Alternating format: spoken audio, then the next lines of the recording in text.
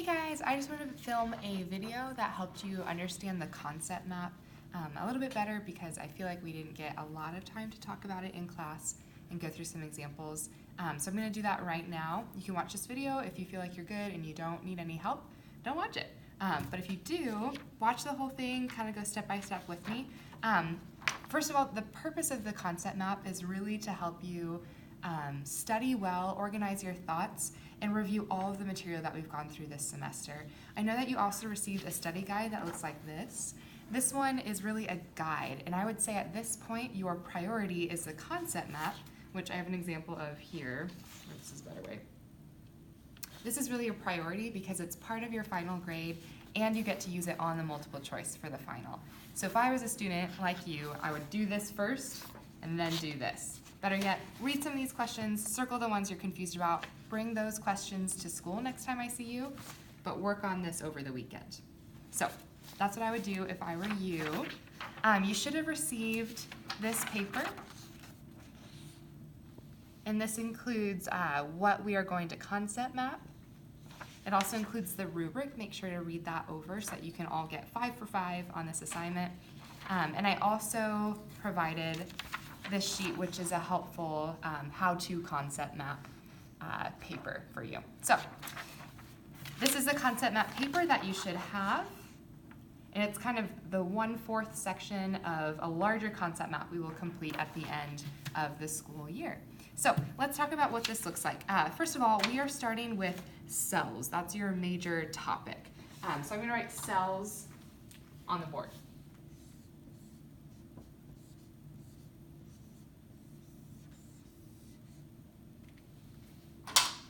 From cells, you'll have your level 1 terms. And our level 1 terms are the ones that say level 1 and are grade out in this place. So we only have 4, 1, 2, 3, 4, feedback loops, different cell types, metabolism, and transport. Okay, so you should pick a color for each one of those. Do everything feedback loops, orange. Everything different cell types, blue, whatever you want. I'm gonna use blue for this one, and I'll start my concept map. You should start your concept map the same way. So here we go.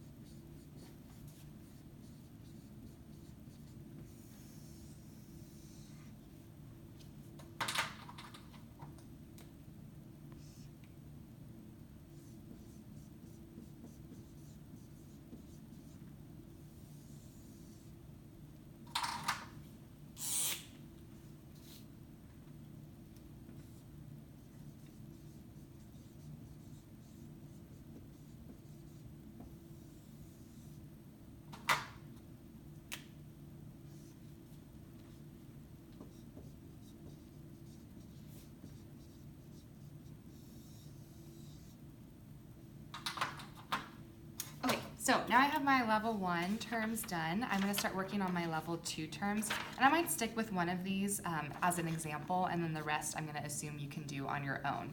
So let's talk about feedback loops. Feedback loops, the level 2 terms are negative, positive, and homeostasis. So I'm going to draw branches coming from feedback loops with those terms.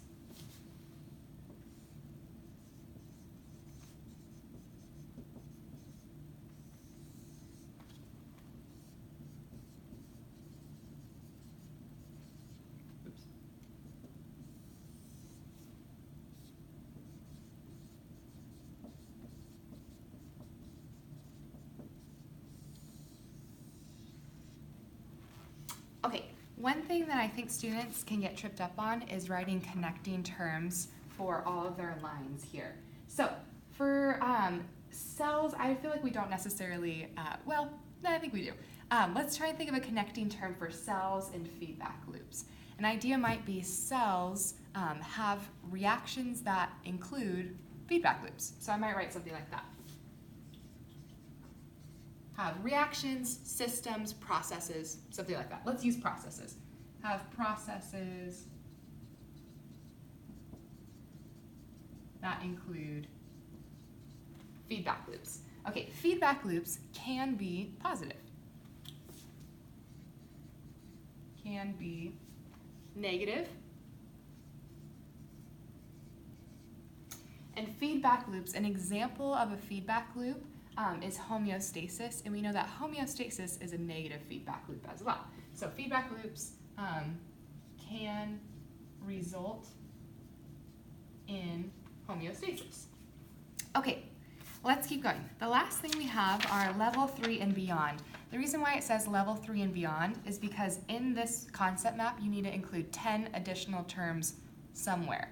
I don't really care where you fit them in, but they need to be fit in, and then you need to highlight, like with a yellow highlighter, those additional terms. So some terms include stimulus, sensor, receptor, effector, control center, amplification, and stabilization. So let's do amplification. We know that positive feedback results in amplification of a response. So positive, I'm going to say results in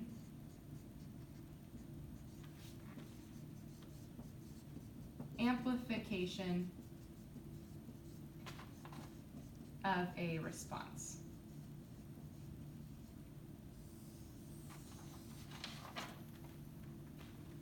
Okay, so that's up to a level 4. So here's level 1, level 1, level 2, level 3, and then level 4 would be something off of that. Amplification, maybe I'll draw a little graph, show what that looks like. So looks like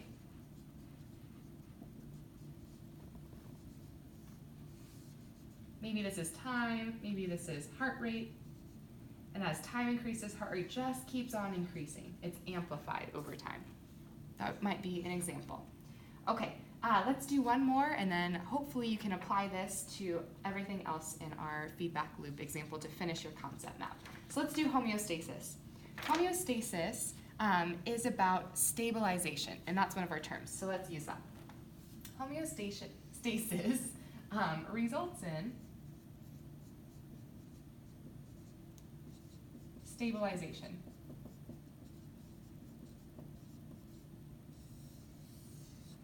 Okay, so that would be a level 3 term. Stabilization, we know, is negative feedback loop, so maybe I would connect this all the way back to negative feedback as a connecting point across terms.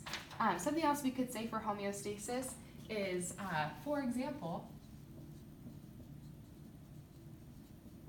we talked a lot about thermoregulation. So I could write thermoregulation.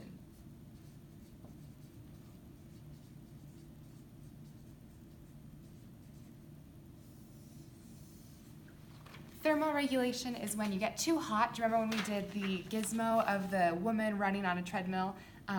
If she got too hot, she started to sweat, or she took off her outer jacket, or she drank water. All of those things are ways your body regulates to try and maintain homeostasis. And in this case, that would be a constant body temperature. So that's an example. This would be an extra term, and I would highlight that with a highlighter.